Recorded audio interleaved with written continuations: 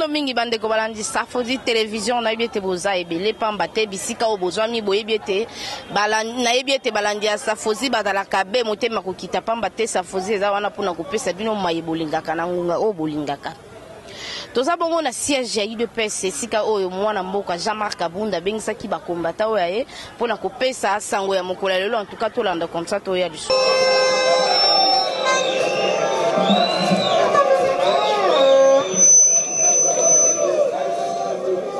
UDPS viva!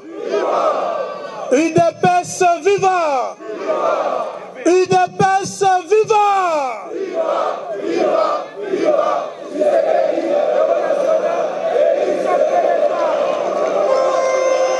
UDPS viva! UDPS viva! UDPS viva!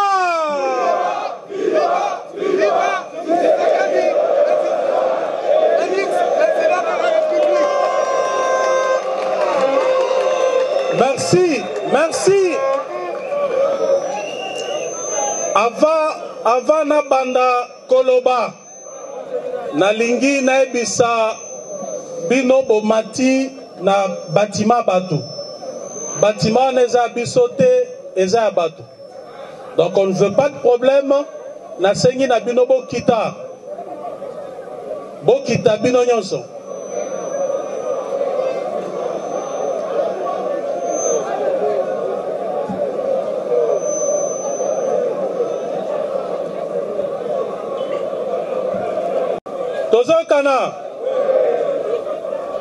Tozokana bien. Di bota la koto yo, bota la koto yo. UDPS viva. UDPS viva. UDPS viva.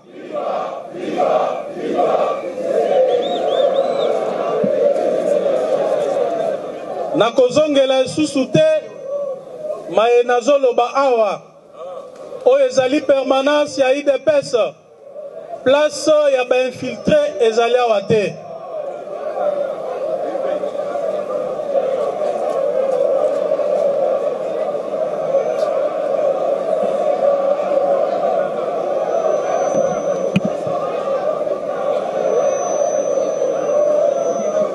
Sabino boye na kozongela na maye nazoloba awa te oyo ezali permanence ya UDPS infiltré nyonso batindi na ANR ayebake place na ye ezali awa te.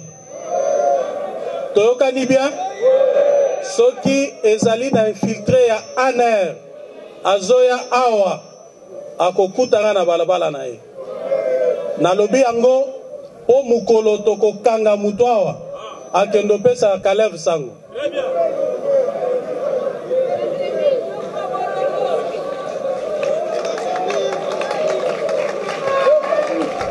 Bo soki okoti permanence ya UDPS mi comporter dignement. Toza besoin na ba désordonnant wate. Parce qu'on ne peut pas comprendre que combattant UDPS yawa o bando déranger manifestation na biso. Donc tokoki ko considérer mbalamo kozali infiltré et toko infliger yo sanction o ekokani na infiltré nyonso. Parce que ceux qui boké na ba pays nyonso l'air bakanga qu'infiltré ba traitaka comme tel parce que c'est un infiltré. Na kozonga su na makambo te.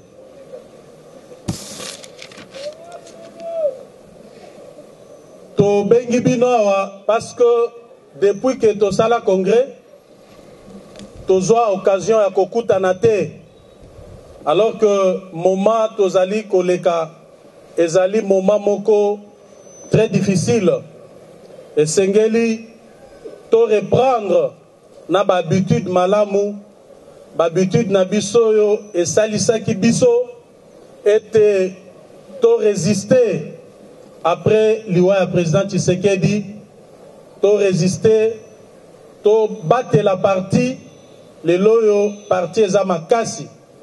C'est parce que tozwaki habitude ya kokutana régulièrement ya koyebisana makambo awa po ete tozala kaka makasi. Kasi lelo tobengisi bino pona deux motifs. Ya liboso ezali kopesa bino position ya parti par rapport ya processus électoral. Sikoyo tozali wapi? Seni, opposition, pouvoir, toza wapi? Et enfin, na ko présenter bino ba candidat na bino na députation provinciale pour la ville à Kinshasa, et je le ferai aussi pour la province nyonso na ko visiter incessamment, parce que déjà na début à mois d'août na ko continuer périple na ngane na sabanda karo na Kasai bisika nyonso to ko bando koma to ko présenter ba candidat député provinciaux na biso. Wana ezali message tozali kopesa na banguna démocratie, banguna mboka na biso o bazalaki kokosa batu que tozali prêt pour na ba élection te. Ezali preuve tokopesa wa que réellement IDPS azali prête pour na ba élection, ba candidat na biso bangoyo.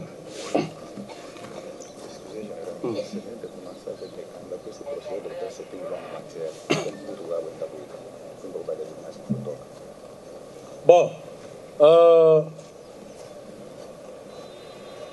tokoki kobanda na présentation ba candidat pour tous ceux qui sa na point na biso to tchaki liboso. Ok, ça va.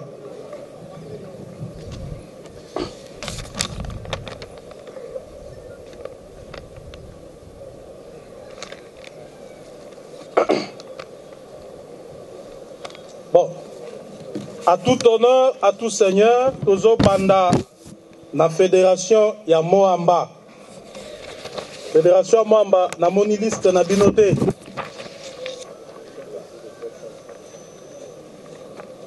Donc, circonscription électorale ya Ngiringiri. Tobengi candidat liboso. Eza siège moko. Monsieur Amisi Makutano. Adolphe.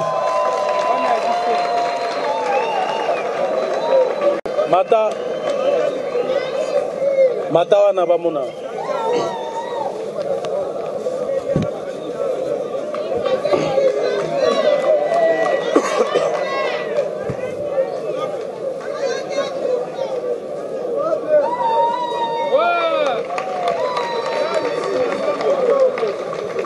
Bomoni ye?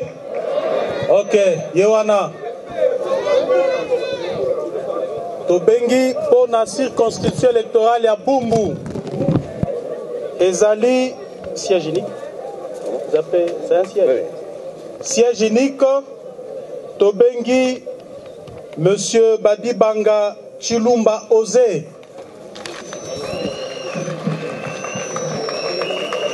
Tout simple, c'est le tour.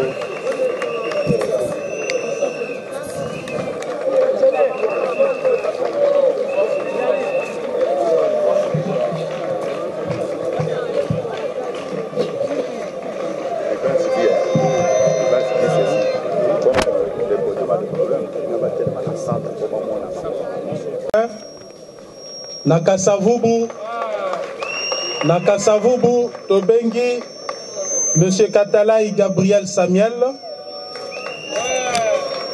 Nakalamu Tobengi Monsieur Jerry Dikala Lubanzadio.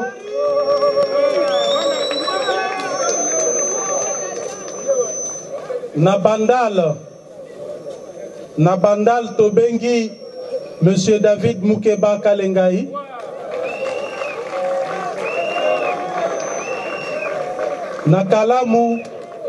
Nakalamu Tobengi Monsieur Charlie Luboya. Il est en voyage. Charlie Luboya Azan en voyage.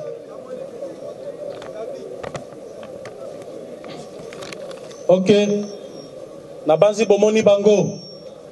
Bobete la ba maboko. Si, c'est bien. Je vais terminer. Il y a Ariel toi qui n'est pas là. Bomoni Bango. Bomoni Bango bien. Ok. Merci beaucoup. Merci. Oui, ça va.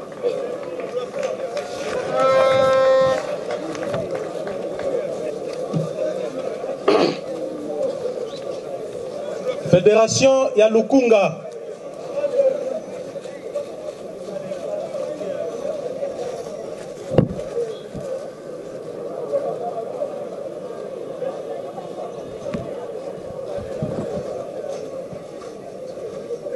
Ça va. Ça va? Ok. À 7, c'est comme ça. Monsieur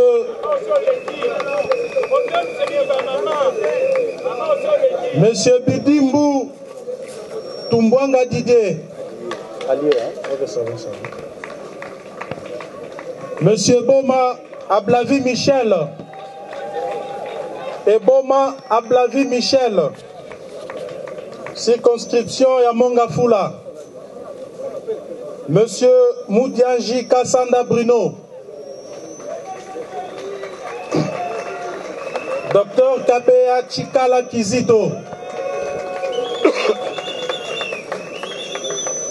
Circonscription Yabarumbu. Merci. Welo Sumbo Pablo.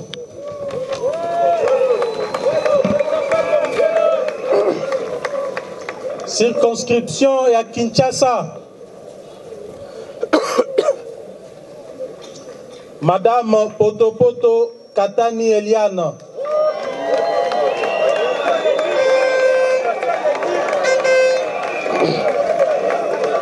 Circonscription ya Gombe. Monsieur Lubanda Morgan.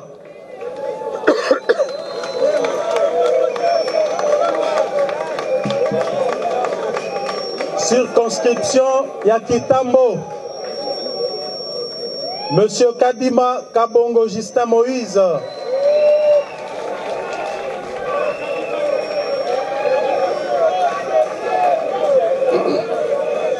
Circonscription Yalingwala. Madame Kabuka Lubumba Perpétue.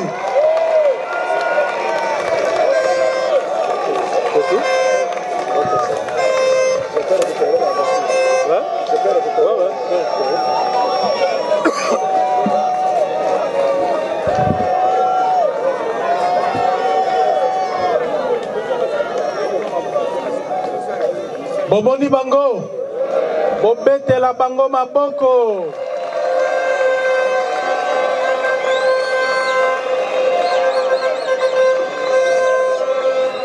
Basi ba gagné. Les Andengo Nate. Basi ba gagné. Ok. Merci, merci.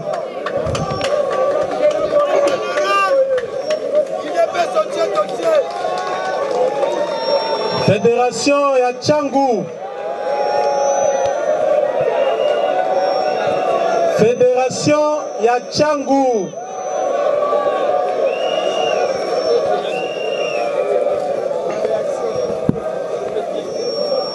Ça va?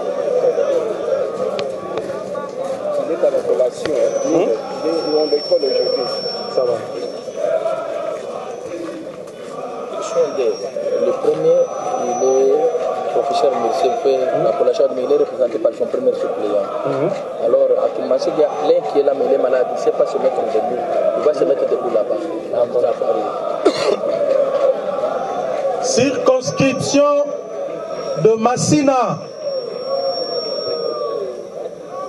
Minga Shanga Kwete Noël.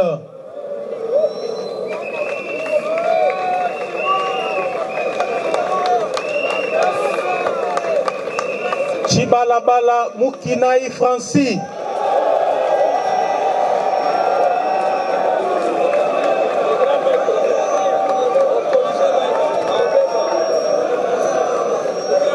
Ngongo Mwembo Jean Paulin.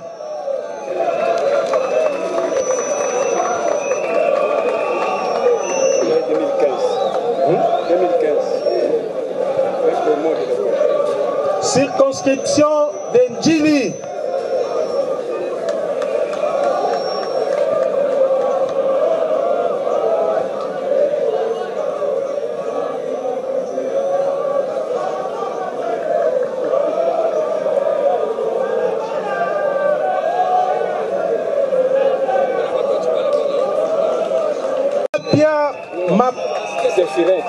Zéphirin, parce que c'était la Lyon, on a remplacé Zéphirin. Zéphirin Kimweze.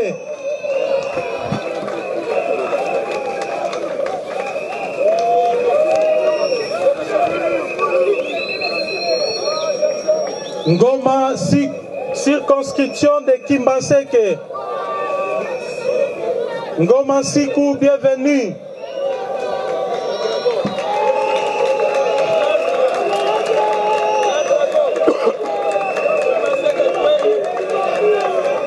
Mbala Ndoudi Joël.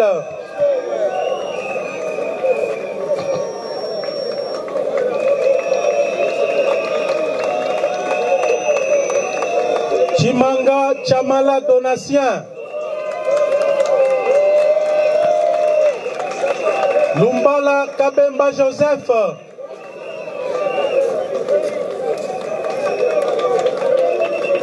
Mouanika Mbouzi.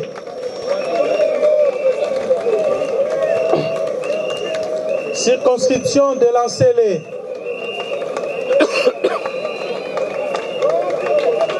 Kumbu Tendika Césarine. C'est qui? On était national ici. On était national.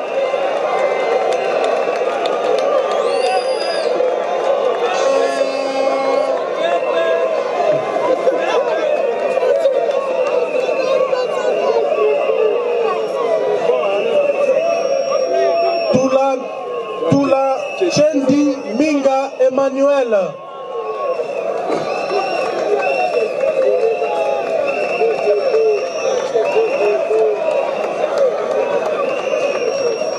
Mouchi Yaya. C'était l'allié. Oui. Il n'est pas là. C'est fini, il n'est pas là. Ici, Maliko, on n'avait pas la chaise. Voilà. Ça va. Donc on a mal. Moni Bango. Obete la Bango Maboko.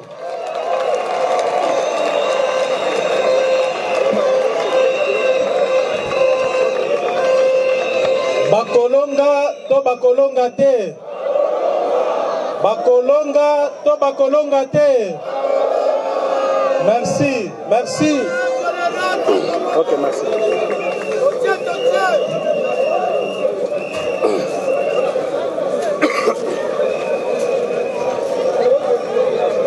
Fédération de Moamba.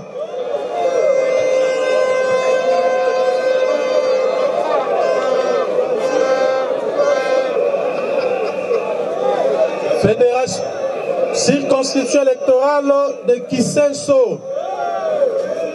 Kassinzi Mafolu Twala Twala. Twala Twala, c'est l'homme là, c'est lui qui a opéré le miracle. Ils sont deux. Je sais pas, c'est tiré un fiasco, vous allez voir. Là, vous allez citer Chabani.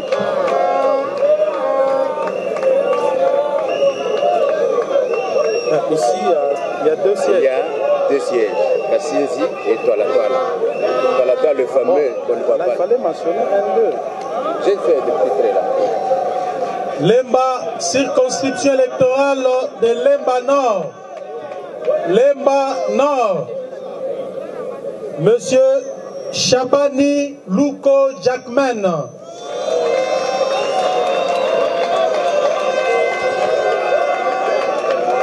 Monsieur Kazadi Peter.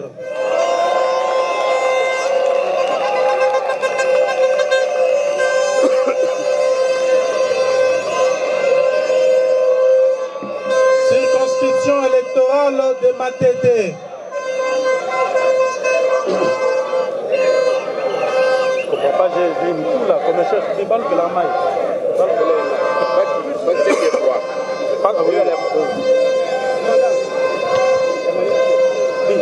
projet. Et ça, Benoît. Ou bien, Dala, toi tu restes ici. Dis à l'autre là. Circonscription électorale de Matete. Monsieur Guy Bao et Bamou, Azali, secrétaire général adjoint à parti. Bon, votez Makassi. Il n'est pas là? Ok. Makala, Batumuna Laurent, Yazali allié. Ngaba, Mbenga Dona,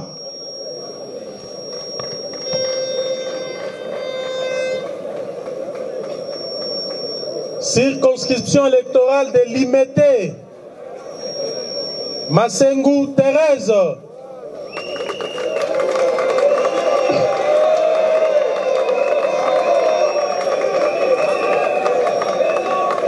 Tuite Tita,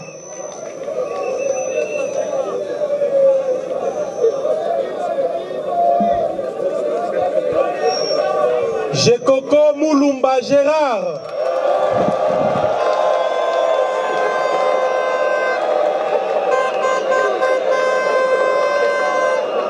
Bolinguié, Bokovote Makassi, Limete, Jekoko Moulumba Gérard,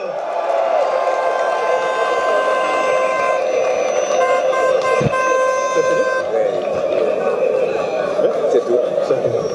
ok. Bobete la bango maboko.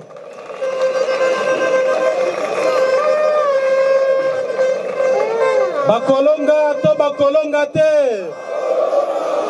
Bakolonga to bakolonga te. Merci.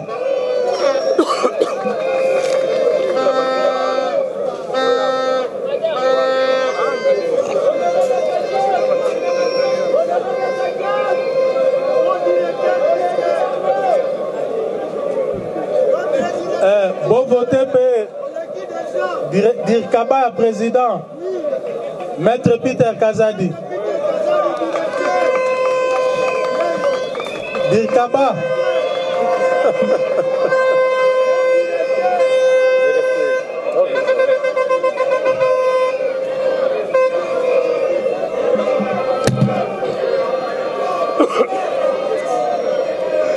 Nabino toko sale la bango campagne gonga campagne pour être baleka toza besoin ya kokamba non seulement mboka mais kokamba pe ba province nyonso poto kamba ba province esengeli bango baleka donc esengeli tozwa gouverneur ya malamu gouverneur oyo akosala musala pona kolongola ba déchets nyonso na ville ya Kinshasa kotonga balabala kosala ete Kinshasa ekoma Kinshasa la belle ezonga ndenge wana soki baleki te donc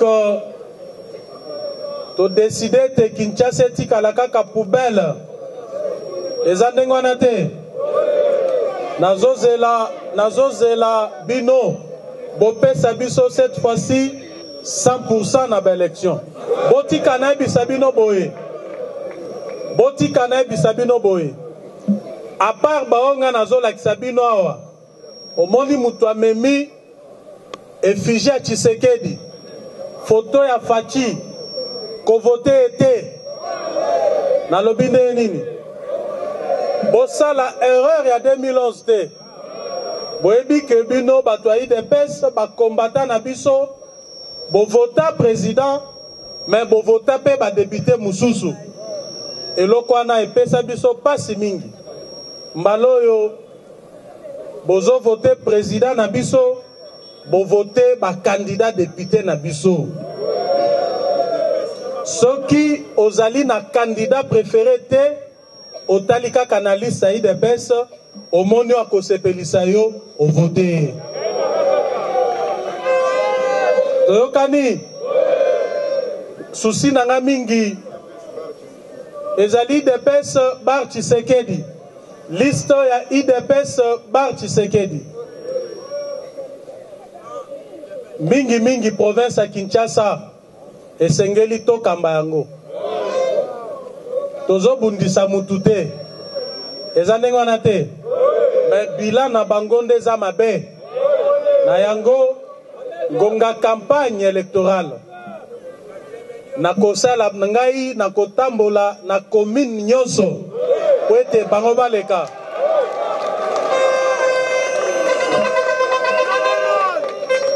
Bon, n'aborder sans plus tarder deuxième point.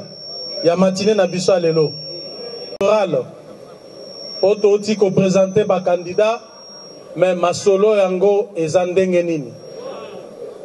Masolo eza ndenge nini? Tikana ebisabino ete tokokaki ko boycotter ba élection oyo kaka ndenge tosalaki yango na 2006 parce que élection ezali ndenge tozo lembolango na kolimbolango na lingala maponomi. Donc mutu nyonso azali kopona oyo alingi na après kopona wana choix na ye ezali respecté nde o tozali kobenga processus électoral crédible, libre, démocratique et transparent. Des élections crédibles parce que toza na mboka na biso toza ba congolais eza ndenge wana te soki pe mopaya azali na kati na biso awa tokobenga na ye te me nga alobi ke ndenge tozala toza banani soki tozali ba congolais donc tokovote librement parce que toza na mboka na biso tokoki kokende na vote oyo vainqueur asi ayebani te oyo liste esalemi na ane baimpoze yango na seni balobi ke baoyo wana nde bakoleka tokokende na maponami ya ndenge wana te po tozali nde na mboka na biso nde na yango na bandaki na lobi tokokaki ko boycotter yango mais tout oyo ezaki boycott net à 2016 il y a 2006 te soki tolobi que toko participer na maponomité eh ben esengeli seni ayeba esengeli bato a pouvoir bayeba ke maponomi wana ekosalema te na yango soki maponomi esalemi te ezali raison ya glissement mosusu te ezali départ na bango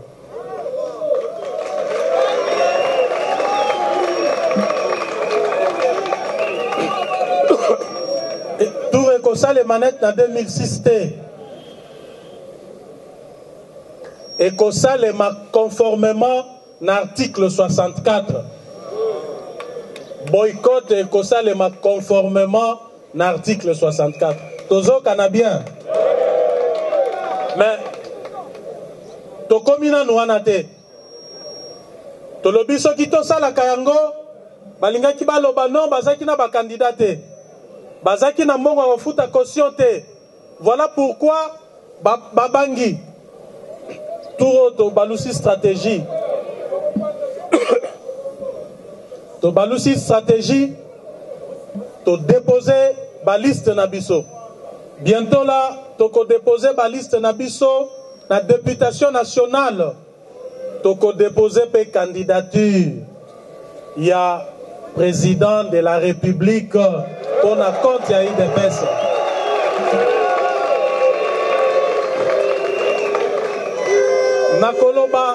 nakoloba kombo na ete est-ce que eza na mutu moko wana ya koloba kombo na ye nani bon yaka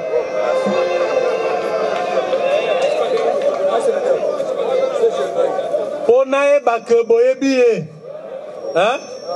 Au peuple ayeba que bino ba combattre de pes bosali nini. Loba kombo na yawa. Kombo na ye. Kombo na ye. Hey. Kombo na ye. Fati. Félix. Antoine. Tshisekedi. Chilombo. Yafati nalingi na yebisa yo. Ezani nyango tozala karando kimoko wana Kongo. Nazane sengo mingi. Nazane sengo mingi parce que boyebi candidat nabino. Boyebi candidat nabino. Naboyi ba polémique ya pamba pamba. Naboyi nini? Candidat ya UDPS, paix à peuple congolais, Azali, Monsieur Félix Antoine Tshisekedi.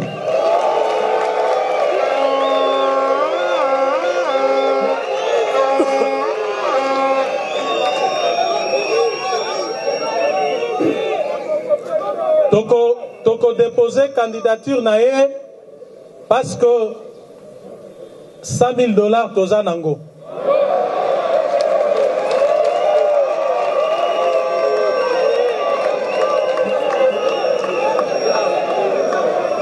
Toko déposer candidature nae parce que tozali na base, tozali parti du peuple.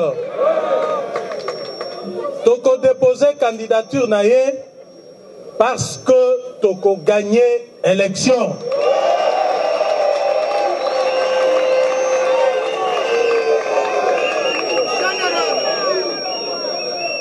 Na base de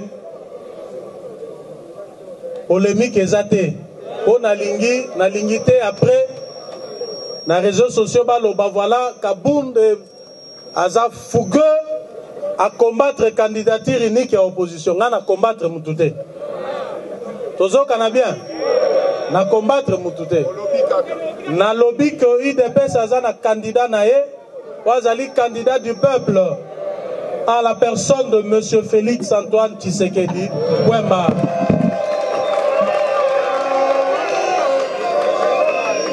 Kasi, parce que tu as déposé ma candidature nyonso. Donc, makambo ke non, bazaki na mbongo te, bazaki na ba candidat te sali nini. Tozongeli sikoyo na ba préalable. Oso toche ba préalable liboso ba lobité bazaki na mbongo te. 100,000 ba ozongo, $100,000 ba ozongo api. Est-ce que bâtiment a valeur à $100,000?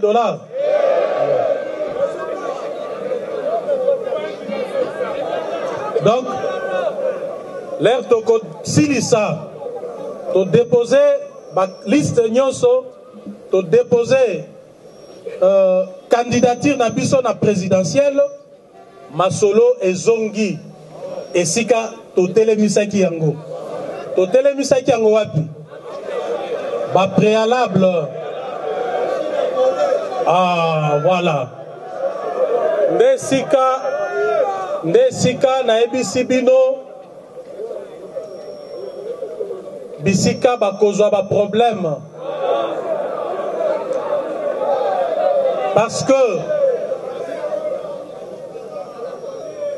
vraiment tozali ko girer kaka na liwa ya président na biso to kundina nute to girer lisusu na makila ba combattant nyonso oyo bakufa na lito oyo makila na bango etelemi liboso na biso net sacrifice munene po na mboko oyo toko accompagner mutu te na processus oyo toko accompagner supercherie électorale te soki nanga atie machine à voter machine à voler pembeni te batali likambo ya fichier électoral oyo ezali na 10 millions ya ba fictif ba changer rapporteur oyo azali délégué na biso na senite ya suka boyebi eza nini balibere baopposant politique nyonso baka emblématique oyo ezali na corps mais aussi balibere Christian Lumute balibere Carbone Benite na ba jeune nyonso ya IDPS oyo bazali na bakasho ya ANR pe na ba prison balibere Jekoko Mulumba te. En tout cas toko bloqué net na ebisi bino ke tour ezanet 2006 te yambaloyo ekosalema conformément na article 64.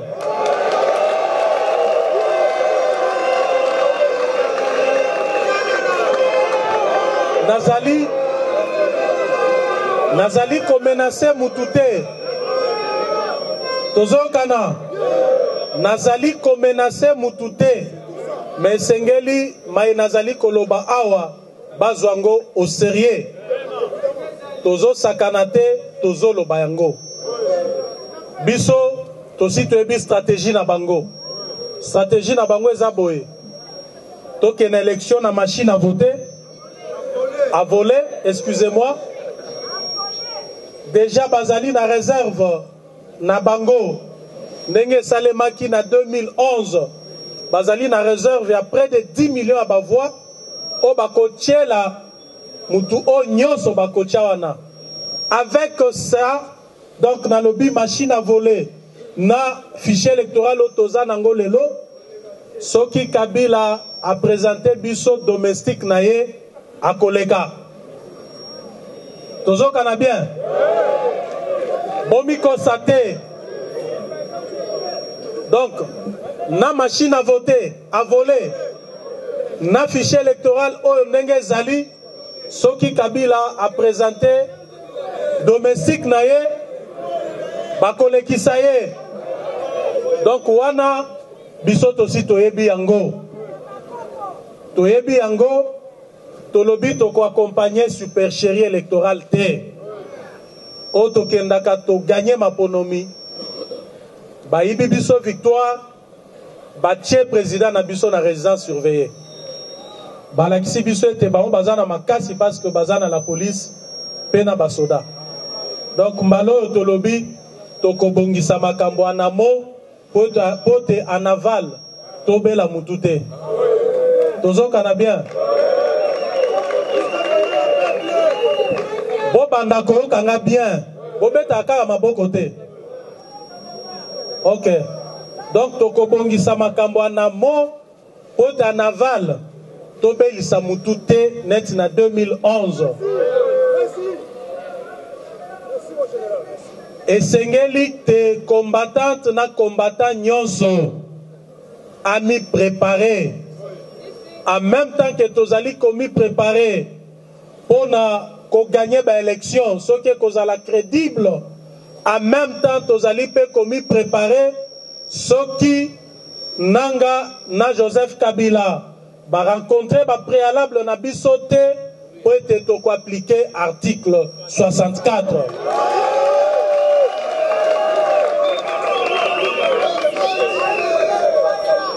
Tozongeli masolo tozokana bien tozongeli masolo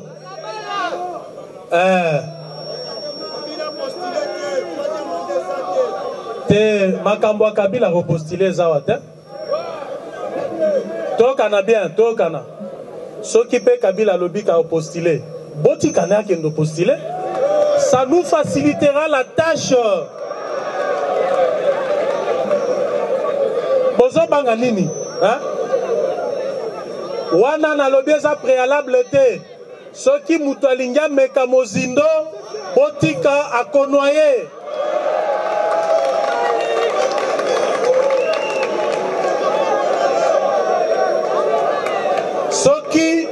soki mwana alingia simba moto botika yazika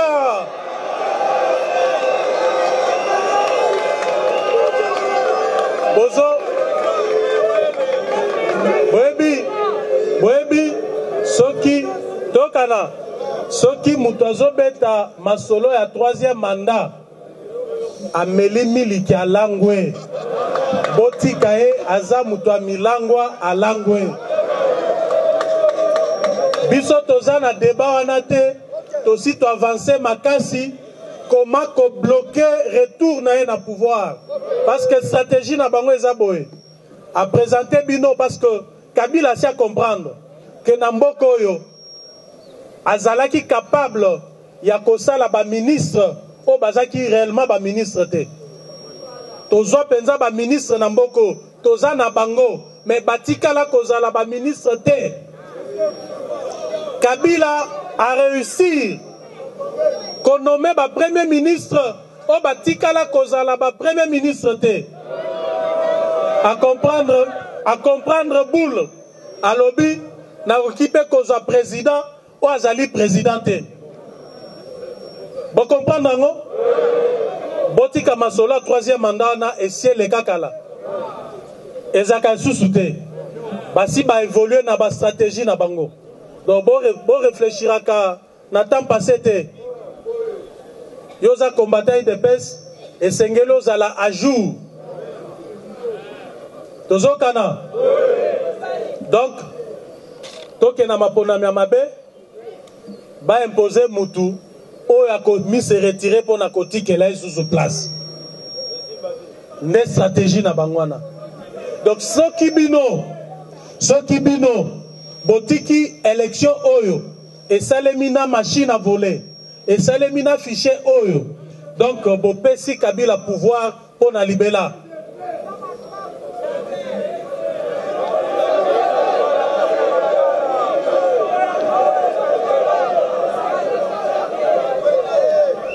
Voilà. Nazane sengomingi nenge tozo kana.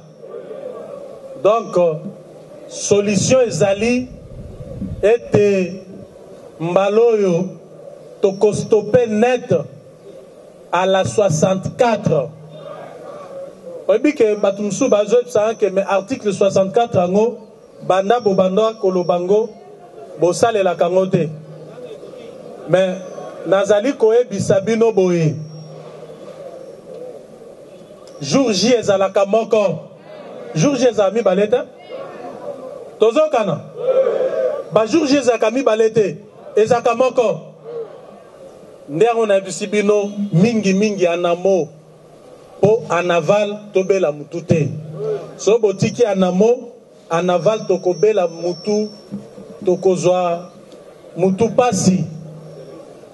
Biso na mboko tozan expérience ya lutte ya combat politique tozui ba victoire rebelle tozui multipartisme tozui lelo liberté d'expression na mboko bien que bazali ko étouffer yango mais ba étouffaka biso te ponga alobi ngai awa boko étouffer nga ndenge nini eko banda ndenge nini yo combattant de pes ba ko étouffer yo ndenge nini ba ko étouffer ba faible en esprit. Sikoyo to komi na 2011 to ke na élection toza na expérience ya ko gagner maponami to ebi comment ba gagner ka élection po to si to gagner yango to gagner na présidentielle to gagner pe na députation nationale boye bien loko etikali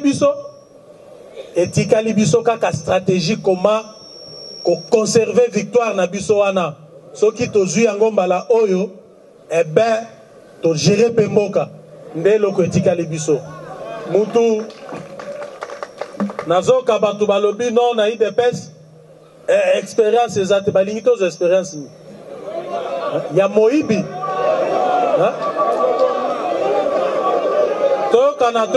tokana bien balingi tozo expérience ya moibi expérience ya koboma expérience ya ko-violer, voilà, boyoka nanu batwana. Oh, expérience obiso tozanango, il y a 36 ans d'élite. Hein? To bundeli démocratie, pluralisme politique et syndical, to yango. To kena maponami to gagné en 2011. Eza muke? Soki toboyaka kokota na makambo na bango po lelo yo lelo il faut na yebisa bino basalaka bakourbette mikolo nyonso oyo primature wana batambolaka na na plateau on dirait soki nini soki lelo biso tolingi tokoma ba premier ministre ekosenga ata 2 jours te soki tolingi tokoma ba ministre ekosenga 2 jours mais toboy yango tolobi ezali expérience ya mabe ezali expérience ya mabe po déjà na niveau ya parti na biso niveau ya parti na biso UDPS toleka masolo ya ba ministre ya ba premier ministre tokipaka yango te tokomi koluka ndenge nini toki kozwa ngwende wana po tobongisa mboka toza susu besoin expérience wana baza nango ya batie mutu ministre na 6 mois na 12 mois aibi soki alongwe kuna lobinga aza na expérience botika bango candidat président de la République na biso azali pétri na ba connaissance na ba savoir pe na expérience po na ebisa bino zela na ebisa bino soki na UDPS tozalaki na expérience te po nini bazoluka ka ba premier ministre pa na biso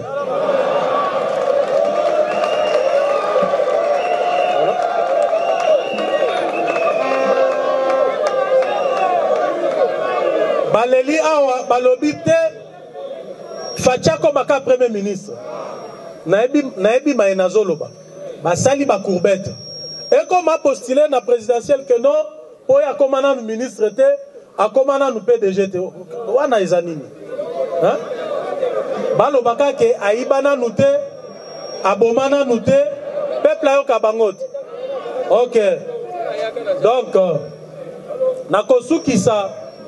nakosukisa po na koyebisa bino boye mbaloyo malin demi bozala distraité tobandeli masolo oyo po ete ezala net éveil ya conscience bo changer pe mbulo oyo hein bo changer pe mbulo oyo na 2017 o bozwaki na 2017 wana o tozangai kozwa na 2017 tozwa yango mbulo oyo hein boyebi bino moko boyebi esika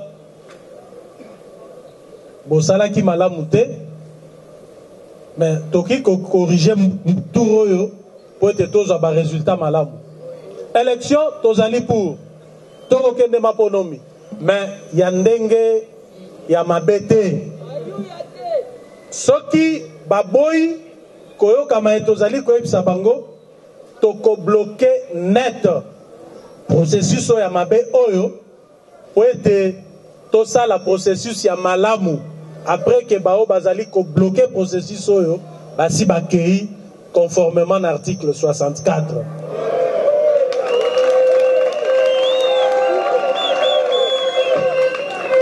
Nazali kosenga pona kosukisa ba combattante na ba combattant UDPS bozala uni bozala soudé bolingana bozala divisé te parce que bitumba oyo tolingi to affronter munguna esengeli na biso tozala uni boyoka ba makambo lukuta oyo ezali kosalema na ba laboratoire ya bato pouvoir pona ko diviser binote bobanda ko identifier mbala moko ba infiltrer tozoka na bien parce que virage tokozwa sikoyo ezali virage ya makasi bakoluka ba infiltrer biso makasi po ete ba faiblir biso bakobanda kosala ba diabo na ba laboratoire ya ANER na ba laboratoire ya pouvoir pona ko distraire bino tozokana omoni monguna belela noki omoni ndoki avant que mongongo ekima ndoki aza mosika te ndoki azaka pembeni na yo zala vigilant national mukoko ayembi yango na nzembo na yo ya kitoko ayembi na yoki yango abe omoni ndoki belela ye makasi noki mongongo ekima nayebisi bino avant na banda tour oyo tokozala na bango liso na liso tozali wana mpona koprotege parti parce que parti na biso emoni pasi mingi kaka likolo ya bainfiltre likolo ya badiabolisation likolo ya bato bazolinga parti ekende liboso. Mama Kumbu mbote na yo mbote mingi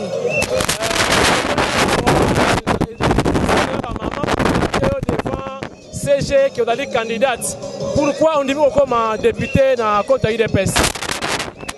En tout cas, Nazali candidate parce que na fandi mingi na commune nanga Ansele depuis 1989 na yebi ba problème nyonso oyo na Ansele pasi nango yango nalobaki na kokende nano na nationale te na nationale na kokende sima liboso na kende nano na provinciale na kende nano kobongisa nano province na ngai ya Kinshasa esika oyo nga na fandi po nazali na Kinshasa depuis 1968 na yebi tangu toyaki awa tozalaki nano ba jeune. S'il vous plaît, nazali ko regretter mingi pasi oyo bana Congo bazali komona parce que bana na biso toboti bayebi elengi ya ko vivre na kati ya Kinshasa te. Tozali awa na 68 nazalaki kosala na Citra na limete nga nazali kofanda na Bandal me nazali kozwa taxi ya ngai moko pona koma na musala nazokende na nzela soki chauffeur alingazwa mutu mususu ezali na autorisation na ngai sika soki mutu akoti akiti liboso na ngai mbongo wana ya ngai soki akiti sima na ngai wana mbongo ya chauffeur elenge ezalaki makasi babis ezali kotambola butu moi ezolokota meme baoyo basular bazokende kotika bango na bandako me lelo lopasi oyo tozomona bakuluna batondi paseke musala ezali te po soki musala ezalaki bakuluna bakoke kotonda te biso ntango tovivre na Kisasa banda 1968 en tout cas tozalaki na esengo mingi yango wana ngai nakoti na kati na politike oyo ngai natalisa mpe bango baninga na ngai lolenge nini tokoki kosala po te tobongisa mboka oyo bongo nazali kosenga mpe na bandeko na ngai ya komini ya Nsele bamona ngai malamu nazali mwana Nsele depuis 1989 lero wana ezali zamba tozokokende bazokende kotika kaka baoyo bazali kweya na bakati na mai ya Bandali wanda ya Makelele barefugie banani bazokende kotika bango kuna me biso tofandaki wana toumeli toyebi pasi na yango nayebi lolenge pasi tozali komona na banzela zelo ebele mutu akotiala biso ata terre jaune azalaka te bazali kokulune biso nani akokanisa po atiele biso kura ya malamu ngai ndenge nazali awa bapiye ngai 11 fois s'il vous plaît me nakimi te naza na endurance soki bamosusu nde bakima me nafandi nayebi pourquoi nzambe aponi nga mpo nabongisa Nsele yango na mipesi nzambe bana oyo ya Nsele bapona ngai mama Kumbu Tedika Césarine po te naleka na kobongisa Nsele. Merci. Merci.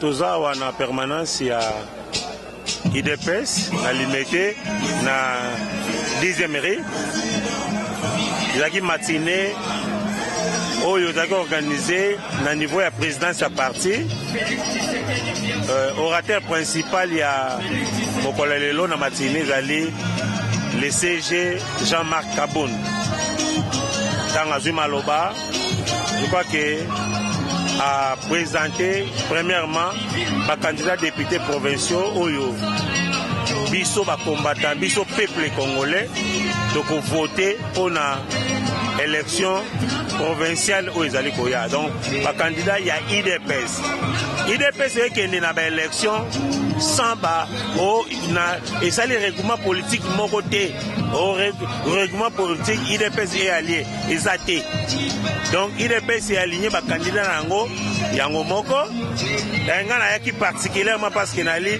vice-président fédéral ya Funa na yaki pour soutenir président candidat ya député provincial ya Ngiringiri d'abord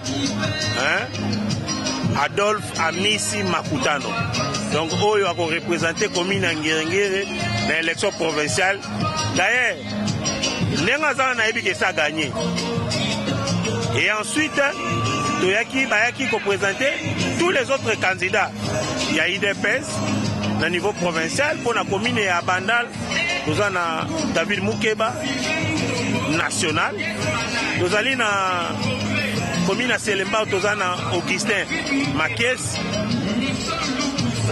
président Ogi au parlement de Boubanius Bayebie nous en a Selemba au président de Kanda nous en a Henriette Ouamu oyo azaki allié à côté adhéré na kata IDPS puis azali candidat IDPS a présenté ya Kalamu Charlie Luboya na Jerry Dikala Lubanzadio ona Kasavubu a présenté biso ezali national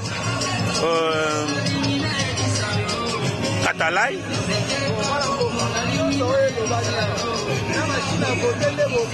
voilà yo posenga question oza pressé ka lokwa bato baza na pouvoir pressé bao simba makambo asala esimba te mais bao continuer yo wana yo ke nalobi oza pressé mpona nini parce que nalobaki na yo matinée bandaki na présentation ya bacandidat na deuxième volet nango CG alobi sur processus électoral na processus électoral selon bango ba calcul na bango bazolinga donc na fichier électoral o ezali corrompu et si ba utiliser machine à voler o biso to benga machine à voler o bango ba benga machine à voter donc okende na yango te to se préparer en conséquence pour telle la situation oyo et puis machine pour le deuxième volet CG alors bien si processus électoral la processus électoral alors bien sur 2 points le premier point c'est le fichier électoral et puis à préciser que ils ont un fichier où ils ont totalement corrompu parce que ils ont déjà na bateau aussi ba vota oyo so to lobi to kende ndenge seja lobi ce qu'a présenté même état domestique na ye ayeba ke domestique na ye to yeba yango biso pepe congolais a kolekana pona nini il y a déjà ba mi voter là déjà à l'avance et puis deuxièmement lobi ici machine oyo bango ba benga voter mais biso to benga ngo a voler machine wana yebisanga tala ngai na biso ngai za originaire Équateur na uta mongala ngai nakendaki nabetaki tout na mongala na ebisi yo kuna kureza la kate eza ba coin mususu oyo tala distance akosala osala na makolo na ebisi yo même ta pona machine wana ya voler fonctionner te pona nini courant eza pasi carburant eza pasi raison pour laquelle na opc là ngai na ko soutenir ba candidat na biso donc na ko soutenir ba candidat biso pona ebiki à l'avance de bazana et si ba gagner donc vraiment boye bango ke sikoyo to pemisaki makambo na niveau ya IDPS to pemisaki makambo sikoyo tozo récupérer makambo to tia pression to komema bango ti contre mur jusqu'à ce que bango moko bakoloba non to tiki Parce que, en réalité, Moutou Bapé, ça va valer ce que l'obin est l'obanayo. Peut respecter ma lobanayo. Mais ceux qui ont l'obama loba, ils sont incapables de respecter ma lobanayo. Ils ont la valeur nine.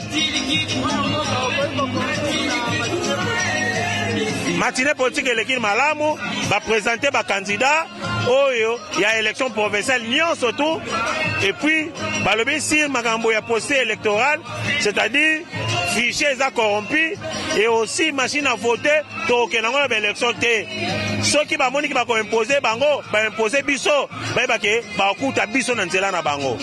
Merci. Mbote Ange. Ouais, matinée politique, il y a l'élo, et elle a une matinée où il dépêche à démontrer l'opinion qu'elle a pris pour l'élection. De présenter des députés nabiso provinciaux, des députés aux Arababate, aux Arabakapibato intéressés.